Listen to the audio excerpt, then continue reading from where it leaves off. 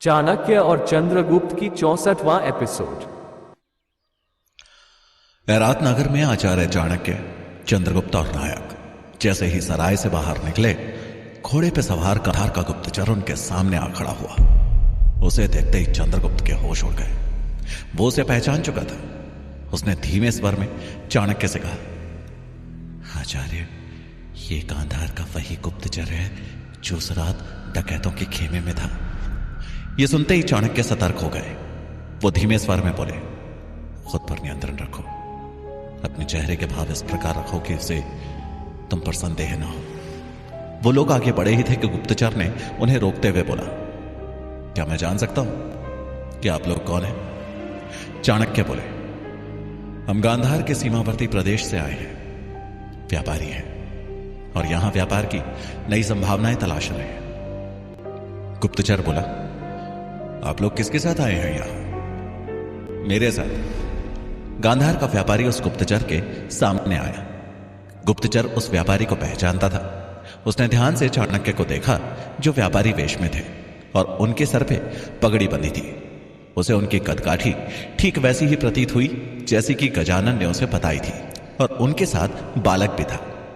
अपने मन के संदेह को दूर करने के लिए उसने चाणक्य से पूछा, क्षमा करें महानुभाव, किंतु क्या मैं आपके सर के बाल देख सकता हूं? चाणक्य हैरानी में बोले, लेकिन क्यों?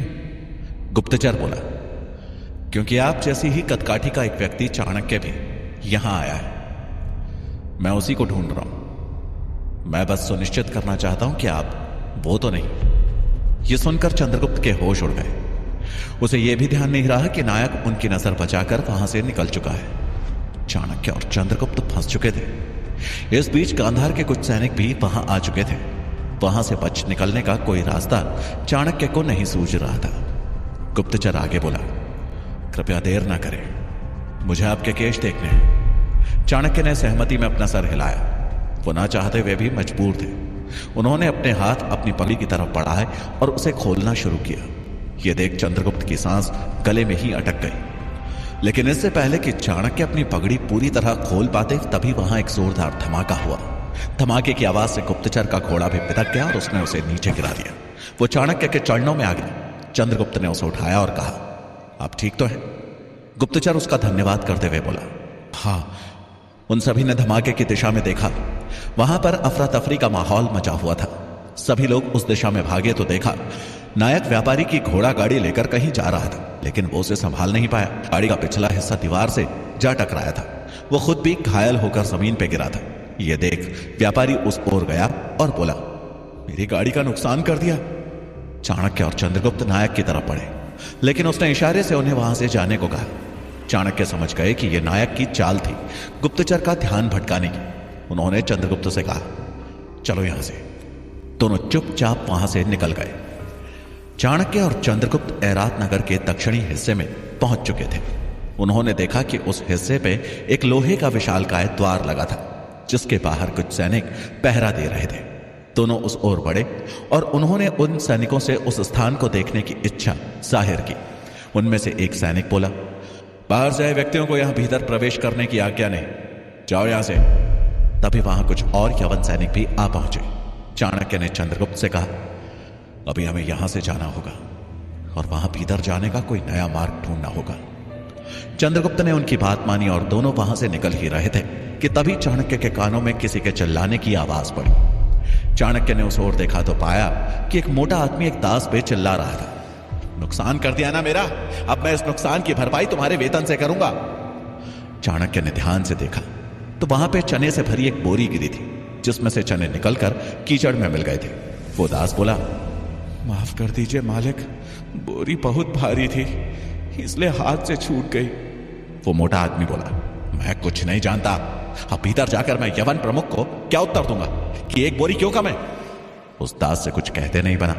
वो मोटा आदमी बोला, अब मेरा मुंह क्या देख रहे हो, उठाओ इन चनों को। वो दास हैरान होकर बोला, लेकिन ये तो खराब हो चुके हैं। मोटा आदमी बोला, उससे तुम्हें क्या, मेरा धन लगा इन पे, ऐसे ही थोड़ी यहां छोड़कर जाऊंगा, उठाओ। ये देख चाणक्य उस मोटे आदमी के पास गए और बोले, बड़े भाई, क्या आपसे थोड़ी देर बात हो सकती है? मोटे आदमी ने घूर कर चाणक्य को देखा। और चिढ़ते हुए कहा, कौन हो तुम? और मैं किसी से बिना मतलब के बातें नहीं करता। चाणक्य ने सिक्कों से भरी एक पोटली उसकी तरफ बढ़ाते हुए कहा, बिना मतलब के मैं भी किसी का वक्त साया नहीं करता। उस मोटे आदमी ने इधर उधर देखा और वो पोटली तुरंत चाणक्य के हाथों से लेकर खोली तो उसमें स्वर्ण मुद्राएं थी। ये देखकर उसकी आंखों में चमक आ गई। इधर मगध में महाराज धनानंद का दरबार सजा हुआ था। वहां उनके मंत्रिमंडल के सभी सदस्य उपस्थित थे। आज दरबार में नृत्य का आयोजन होना था, इसलिए सभी बहुत ही उत्साहित थे। महाराज ने आज अपने कुछ विशेष मित्रों को भी नृत्य देखने के लिए आमंत्रित किया था। वो भी दरबार में पधार चुके थे। अमात्य भी मन ही मन खुश थे। वो मुरा के रूप में अपनी सफलता और विशाखा को हारते देखना चाहते थे। मंत्री शंभुनाथ भी अपना स्थान ग्रहण कर चुके थे। नर्तकी के आने से पहले संगीतकार अपने वाद्य यंत्र बजाकर उसकी तान को गायक के सुर में मिलाने की कोशिश कर रहे थे। अमात्य और महाराज दोनों की ही नजरें दरबार के मुख्य द्वार पर जमी हुई थी। कुछ सेविकाओं ने महाराज के लिए मदिरा का भी प्रबंध कर दिया था। मंत्रिमंडल के एक सदस्य ने फुसफुसाते हुए दूसरे से कहा, सुना है आज कोई अद्भुत सुंदरी नृत्य करने आ रही है। महाराज ने उसका नृत्य देखने के लिए ही इस विशेष नृत्य सभा का आयोजन किया है और अपने विशेष मित्रों को भी आमंत्रित किया है। दूसरे ने कहा, हाँ सत्य कह रहे हैं आप। उस सुंदरी को अमात्य लेकर आए हैं। हम भी तो देखें आखिर उस सुंदरी में ऐसा क्या खास है जो महाराज उस पर मोहित हो गए। स्वर्ग से कोई अप्सरा उतर आई है क्या? तभी मुख्य द्वार के बाहर से आती घुंघरुओं की आवाज दरबार के अंदर बैठे मंत्रिमंडल के सभी मंत्रियों के कानों में सुनाई दी। वो आवाज धीरे धीरे नजदीक आती जा रही थी। दरबार में एक शांति सी छा गई। सभी की निगाहें द्वार पर ही जम गई। महाराज का मदिरा पात्र वाला हाथ भी उनके मुख में जाने से पहले ही ठहर गया। कुछ पल बाद ही मुरा ने दरबार में कदम रखा। उसका चेहरा घूंघट से ढका था और उसके कदम धीरे धीरे महाराज की ओर बढ़ रहे थे। उसके पैरों में बंधे घुंघरुओं की आवाज और कमर की करधनी की आवाज ने नृत्य के पहले ही सबको अपनी तरफ आकर्षित कर लिया था। सुंदर वस्त्र और सोने के आभूषण में उसकी खूबसूरती और निखर रही थी। वो एक हाथ अपनी कमर पर रखे और दूसरे हाथ से चूड़ियों को हल्के हल्के खनकाते हुए महाराज के नजदीक गई और झुककर उनका अभिवादन किया। सभी दरबारी उसके चेहरे को झांक कर देखने की कोशिश कर रहे थे, लेकिन उसके चेहरे पर पड़े घूंघट के कारण वो सभी उसका चेहरा देख नहीं पा रहे थे।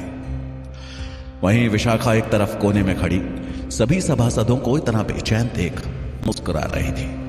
वो मन ही मन बोली, बस कुछ देर और फिर सबके चेहरे से हंसी गायब होने वाली है।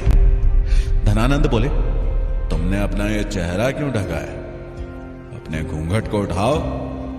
धनानंद का आदेश सुनकर भी मुरा स्थिर खड़ी रही। उसने अपना घूंघट नहीं उठाया। ये देख धनानंद अपने स्थान से उठे और उसके निकट आकर बोले, हम जानते हैं तुम अपना घूंघट क्यों नहीं उठा रही हो। तुम चाहती हो ना कि तुम्हारा ये घूंघट हम उठाएं, तो हम ऐसा ही करेंगे। ये कहकर धनानंद ने मुस्कुराते हुए जैसे ही मुरा का घूंघट उठाया, उनके चेहरे की मुस्कुराहट गायब हो गई। क्रोध से उनकी आंखें लाल हो गई। मुरा के चेहरे को देख उनका मन गुस्से से भर गया। मुरा के पूरे चेहरे पर लाल निशान थे जो देखने में बहुत ही गंदे लग रहे थे। धनानंद गुस्से में चिल्लाए, अमात्य, धोखा किया है आपने। उन्होंने मुरा को जोर का धक्का दिया। मुरा खिसकते हुए द्वार के समीप जा पहुंची। ये देख सभी हैरान हो गए। सभी मंत्री अपने अपने स्थान पर खड़े हो गए। मंत्री शंभुनाथ भी ये देख हैरान थे। वो समझ नहीं पाए कि हुआ क्या। अमात्य तुरंत ही दौड़कर महाराज के पास आए और बोले, क्या हुआ महाराज, हमसे कोई भूल हुई? महाराज गुस्से में अमात्य को देखते हुए बोले, धोखा किया है आपने अमात्य, धोखा, मेरे साथ धोखा हुआ है। क्या ये है आपकी सुंदरता? चेहरा दिखे, इसे सुंदरता नहीं कुरूपता कहते हैं, कुरूपता। अमात्य भी हैरान थे। वो माफी मांगते हुए बोले, क्षमा महाराज। महाराज गुस्से में बोले, आपकी हिम्मत कैसे हुई इसे राज दरबार में लाने की? इस कुरूप दासी को इस महल में भी रहने का अधिकार नहीं है। बाहर फेंकिए इसे। उन्होंने एक नजर अपने आमंत्रित किए हुए मित्रों की तरफ देखा और फिर अमात्य से बोले, यदि अगली बार आपने हमारे साथ ऐसा उपहास किया तो आपके लिए अच्छा नहीं होगा अमात्य। इतना बोल वो गुस्से में पैर पटकते हुए राज दरबार से प्रस्थान कर गए। अमात्य जब मुरा के नजदीक गए और उसके चेहरे को देखा तब उन्हें समझ में आया कि महाराज इतना गुस्सा क्यों है। वो गुस्से में चिल्ला है, जाओ यहां से। मुरा डरी सहमी लज्जित होकर दरबार से चली गई। उसकी आंखों में आंसू थे, लेकिन अमात्य हैरान थे कि कल तक तो मुरा पूरी तरह ठीक थी, फिर आज अचानक उसके चेहरे को क्या हो गया। वो दरबार से निकलने ही वाले थे कि विशाखा उनके बगल से गुजरी और उनको सुनाते हुए बोली, वैश्य अपने शरीर के बदले सिर्फ सिक्के नहीं पाती अमात्य, वरन राजनीति, कूटनीति और ब्रह्म नीति भी अच्छे से प्राप्त कर लेती है, जिसे समझने के लिए कुछ व्यक्ति अपना पूरा जीवन गुजार देते हैं। इतना बोल विशाखा मुस्कुराती हुई वहां से चली गई। अमात्य समझ गए कि यह कार्य विशाखा ने ही किया है। वो गुस्साई नजरों से विशाखा को वहां से जाते देखते रहे। वही शंभुनाथ जो दोनों से कुछ ही दूर पीछे थे उनकी बात सुन चुके थे। वो मन ही मन मुस्कुराते हुए बोले, लगता है अमात्य से मुकाबले के लिए कड़ा प्रतिद्वंदी मिल चुका है। अब आएगा खेल में वास्तविक आनंद। इधर ऐरात में चाणक्य और चंद्रगुप्त उस स्थान तक पहुंच चुके थे जहां सिकंदर के जादुई घोड़े रखे जाने की अफवाह थी। दोनों दास के कपड़े पहने एक सकरे मार्ग से आगे बढ़ रहे थे। सुबह हो चुकी थी। चंद्रगुप्त बोला, आचार्य, आपको कैसे प्रतीत हुआ कि वो व्यक्ति हमें यहां भीतर प्रवेश करने देगा? चाणक्य बोले, उसके लालच को देखकर। जो व्यक्ति खराब हो चुके चनों को भी नहीं छोड़ना चाहता, इसका अर्थ है कि चंद सिक्कों के लिए वो कोई भी जोखिम उठा सकता है। चंद्रगुप्त ने हामी में अपना सर हिलाया। दोनों अन्य दासों के पीछे चलते हुए उस मार्ग से आगे बढ़े तो सामने एक सीढ़ी नुमा मार्ग था। उस पर चढ़ के जब वो मार्ग से बाहर निकले तो देखा वो जमीन से काफी ऊपर थे। उनके सामने एक विशालकाय गोल मैदान था, जिसके बीचों बीच एक लंबी चौड़ी गहरी खाई खोदी गई थी, जिसके चारों ओर लकड़ी की बाड़ लगाई गई थी। उस बाड़ के ऊपर बैठने के लिए लकड़ी के दरख्त बनाए गए थे। उन दरख्तों पे काफी संख्या में यवन सैनिक बैठे हुए थे। चाणक्य और चंद्रगुप्त एक कोने में खड़े होकर देखने लगे कि आखिर यहां हो क्या रहा है। उन्होंने देखा उस मैदान में 2 यवन सैनिक सफेद घोड़े पर सवार होकर आमने सामने कुछ दूरी पर खड़े हैं। उन्होंने अपने छाती को लोहे की ढाल और सर को लोहे के मुकुट से ढक रखा था। दोनों ही घुड़सवार आपस में युद्ध का अभ्यास करने के लिए वहां इकट्ठा हुए थे। तभी दोनों को वहां एक तुरही की आवाज सुनाई दी।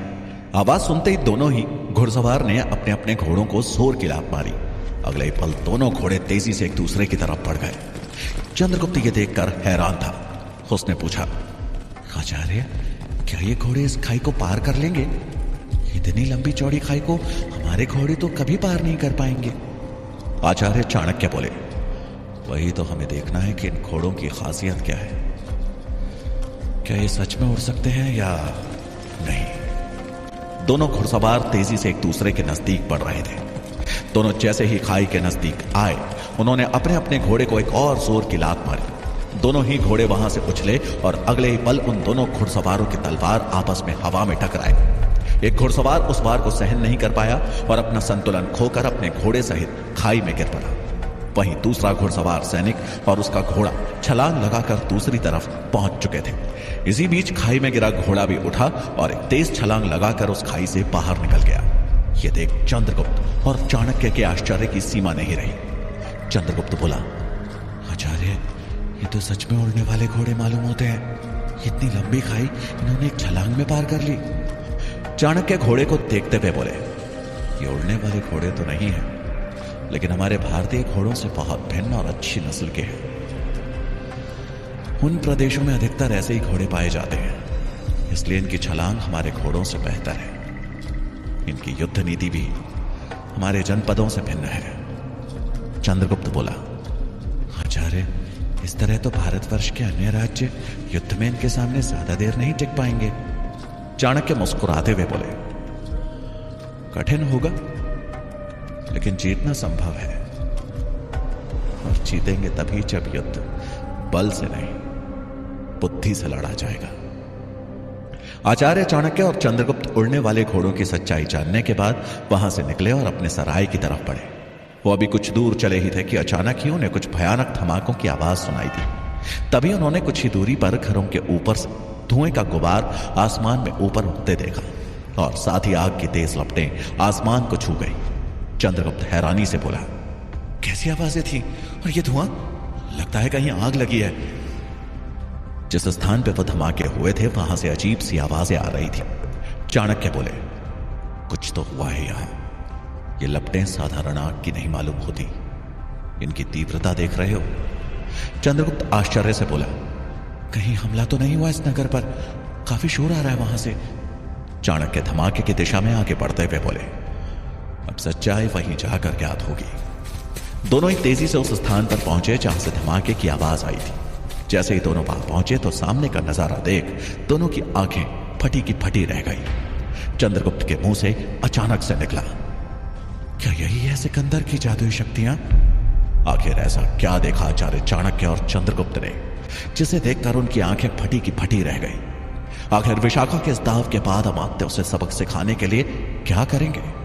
क्या होगा कहानी का अगला पड़ाव? जानने के लिए सुनिए चाणक्य का अगला भाग।